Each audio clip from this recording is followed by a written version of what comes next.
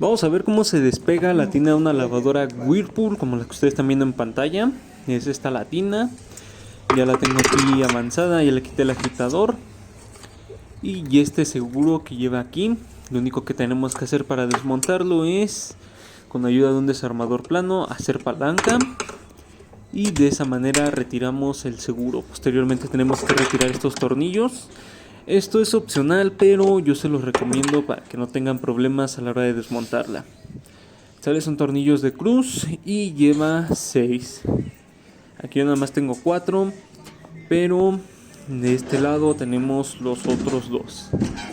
¿Sale? Recuerden siempre que van a trabajar con estos equipos, tener un lugar específico para dejar toda la tornillería y todas las piezas.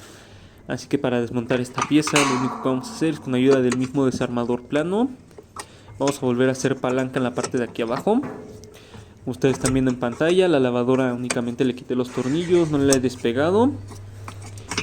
Y esta es la manera más fácil de retirarla, despegando primero esta pieza plástica, que es la que normalmente guarda el óxido y es la que viene pegada. Así que con ayuda de la palanca la podemos retirar.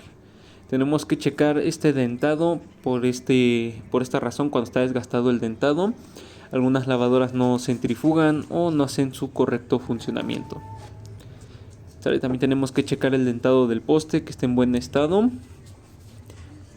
Y posteriormente ya podemos retirar la canasta. Y bueno amigos, ese sería el video de hoy. No olviden darle like, suscribirse y cualquier duda en los comentarios.